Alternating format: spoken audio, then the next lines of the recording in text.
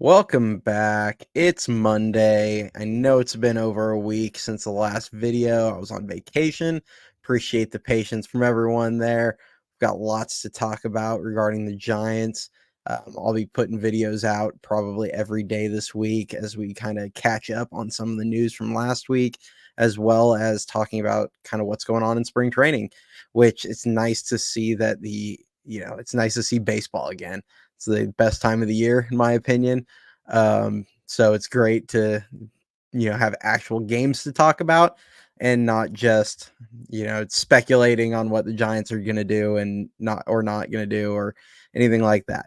That said, though, this episode, we are going to kind of dive in a little bit on some of Farhan Zaidi's comments from the Murph and Marcus show, kind of what I think uh, of those, kind of what he's implying here, and then kind of where I think they should go direction wise for 2024, especially now that there's been the news that Cody Bellinger re-signed with the Chicago Cubs. So without further ado, we're going to start off with Zaidi's comments. He kind of admitted in that interview that it's going to be this spring training is going to be a lot of opportunities for the young players, and they're going to put them in positions to say sink or swim. And he's also made comments in previous interviews that, um, especially on the pitching side, that they think that this is going to be a lot of opportunities for the young pitchers going into the season. And there's a lot of talk from Farhan about the kids kind of having to play a pivotal role, which I'm going to take it with a grain of salt because he's made these kinds of comments before. And then a lot of times the veterans still play and they still play major roles, and the kids get thrust into these little bench roles where they get one or two at bats and are expected to absolutely tear the cover off the ball, or they get sent down. So, and until his actions back up his words, you kind of have to take it a little bit with a grain of salt. But um, this is kind of the direction this team, in my opinion, should be going at this point. I thought Bellinger was a perfect fit for what they are needing. They needed high-end players. They need, and they might still go get Matt Chapman. Sounds like they're kind of out on the pitchers market, which I'm fine with because I feel like signing either Snell or Montgomery, frankly, is just kind of an overreaction to the first half um, starting rotation. And I'll kind of elaborate on that further here. But with a guy like Chapman, would this really turn it into a playoff team? And even looking at it most optimistic way I possibly can, there is so much that needs to go right for this team right now to be a playoff team. And frankly, so much of what needs to go right would involve the young players anyway taking steps forward, because really this team is full of known qualities. You have or known quantities. You have JD Davis, who's going to give you what he always does. Yastrzemski's going to give you about what he always does. Slater, same thing. Flores, Wade. You just have a lot of, Wade maybe can step forward, but even his last year production was pretty similar to 2021. He just improved a little bit defensively at first base. So you have in Michael Conforto, who he's the one guy that I think his last season was more in line with his pre-injury, the season he had in 2021 before the injury that wiped out 2022 for him. But he's a guy that could potentially take a step, like now that he's another year removed from the shoulder injury, maybe he takes another step forward. But so much of this team, there's so many question marks all over the rotation. So many things need to go right that even if they go sign Matt Chapman, I really view this as like maybe an 82 or 83 win team. And it's not going to be enough. And it brings me to the whole reality that yes, I want to see a winner, and I think most of you listening want to see them win. But is it better to win 80, 83 games or 80 to 83 games and miss the playoffs with a bunch of veterans just to say we scratched and clawed and won every last game out of this roster? Or is it better to win 70 games and play a bunch of kids and develop the kids? Which I fall in the latter category. And I think the Giants really should just go head first into the youth movement.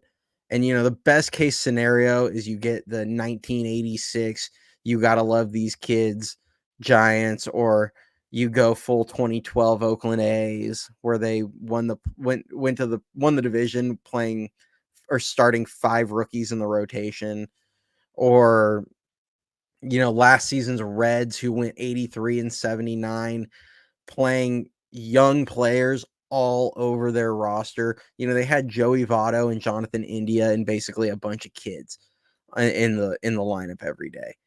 And yeah, it could get ugly also, but I don't see the point in wasting another season not developing, not figuring out what we have in these guys. They're in, to their credit, it does appear that they're going to start probably Patrick Bailey behind the plate, young player. Jung-Hoo Lee is going to be a rookie in center field, young player. For all intents and purposes, they want Marco Luciano to be the shortstop. Now, they went and got Nick Ahmed, Otto Lopez, kind of with Fitzgerald and Schmidt in the mix there, if Luciano falls on his face. So they have positions where you can tell they're kind of doing it out of necessity. They're going to play a young player every day, almost out of necessity. But we have guys like Luis Matos, who shows up 14 pounds more muscle, looks ready to rock, and it almost feels like there's not a role for him out in the outfield right now, unless they go move Slater or Conforto or one of these guys to play him every day.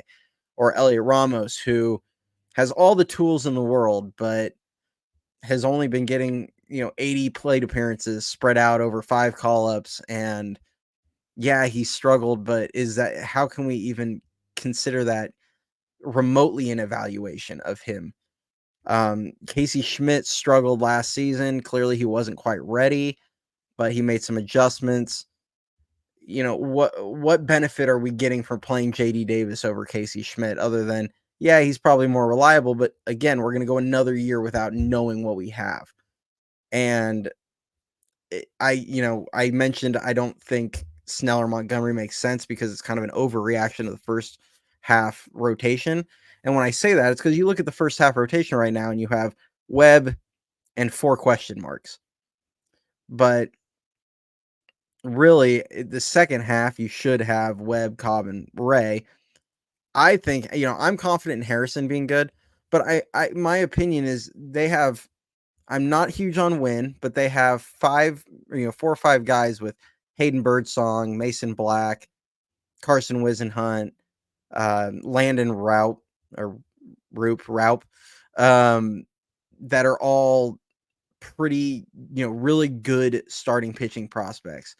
At least one of those guys, I feel pretty confident, is going to end up being a really nice, at least middle of the rotation guy.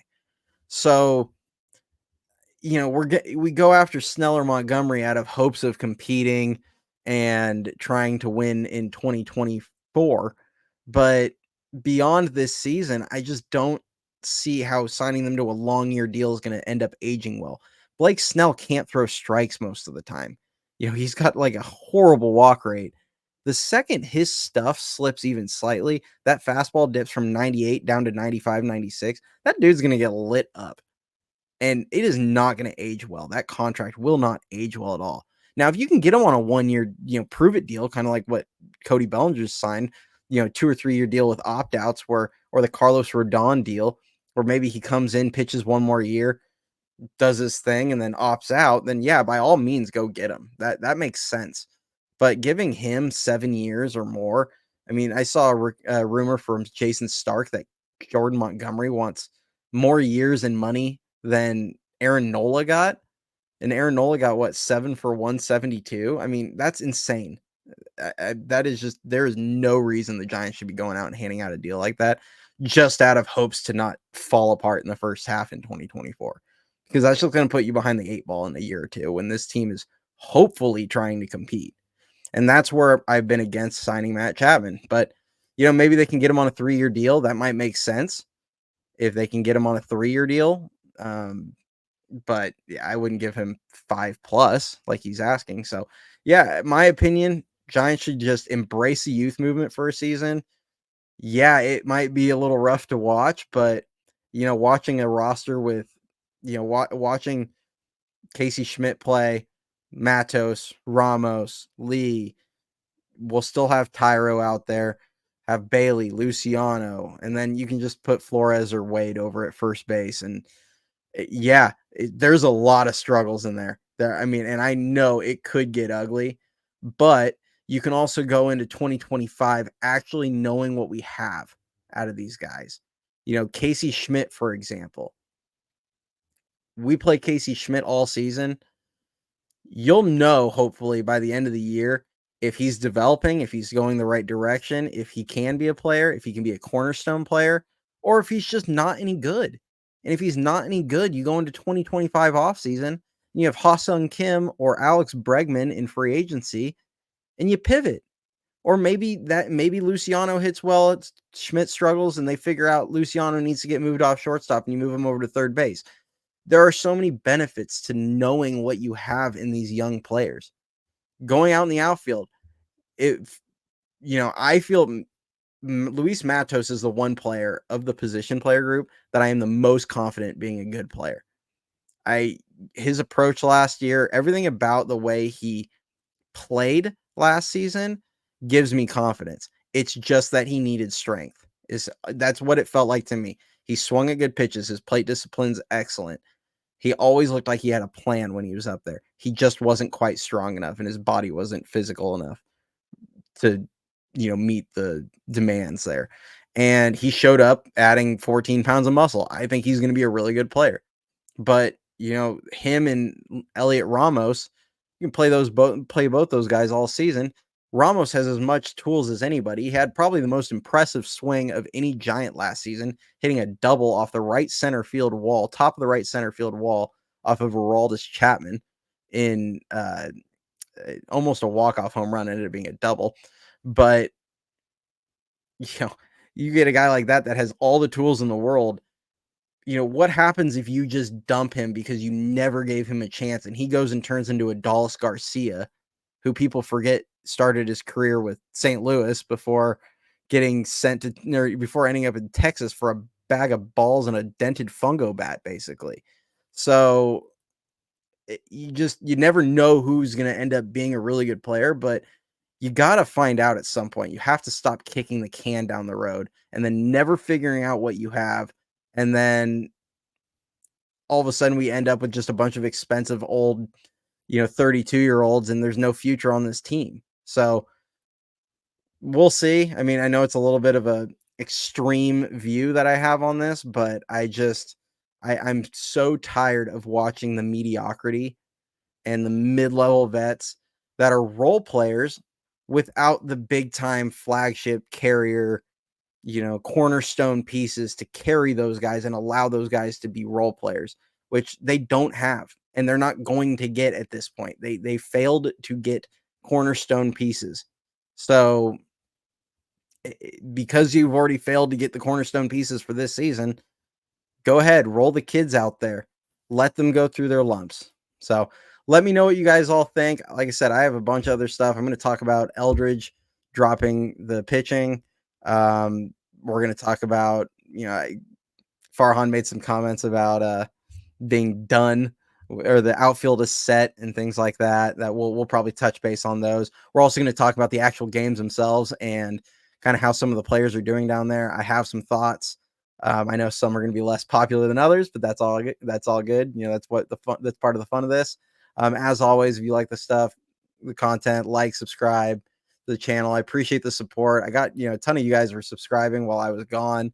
The support I get from all you is just amazing. So until next time, we'll see you tomorrow. Bye.